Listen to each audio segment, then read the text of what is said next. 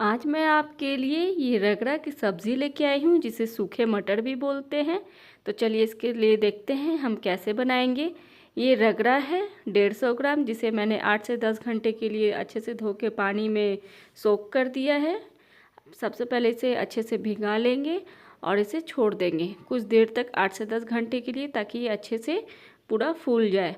उसके बाद कुकर में पानी डाल के इसे हम बॉईल करेंगे। हमें 7 से 8 विजिल तक बॉईल करना है मीडियम फ्लेम पे। अब जब 7 से 8 सीटी हो जाए तो हम कुकर को ठंडा होने के लिए छोड़ देंगे। फिर उसके बाद इसे चेक करेंगे कि ये अच्छे से बिल्कुल पका है कि नहीं। तो इस तरह से दाब के देखेंगे, ये अच्छे से सॉफ्टली अगर ये दब गया, इसका मतलब समझ जाएंगे कि अच्छे से ये पक चुका है। और पानी को स्ट्रेन कर लेंगे।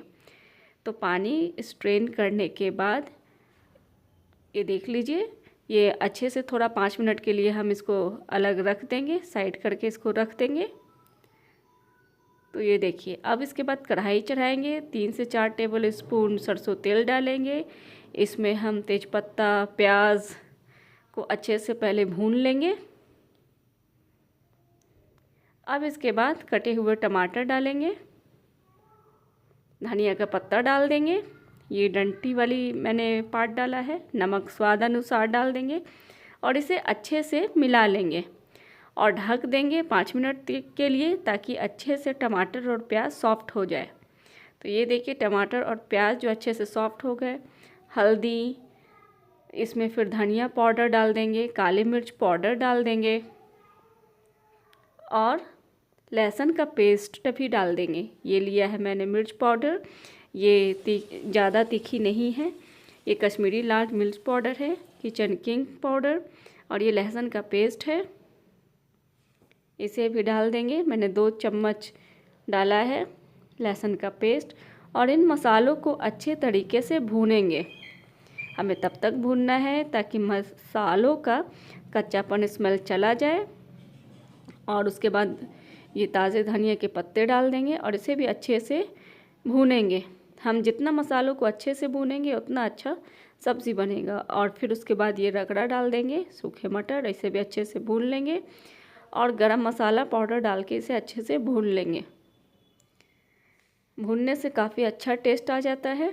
अब आपको जितना ग्रेवी रखना हो आप उस हिसाब से पानी डाल सकते हैं।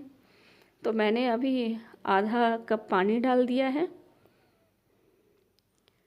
आपको फिर उसके बाद ये जो बॉयल किया हुआ, स्ट्रेन किया हुआ पानी था जिसमें हमने रगड़ा को इसमें बॉयल किया था, वही पानी को, जिसमें बॉयल किया गया था रगड़ा को, वही पानी हम यूज़ कर लेंगे ग्रेवी बनाने के लिए।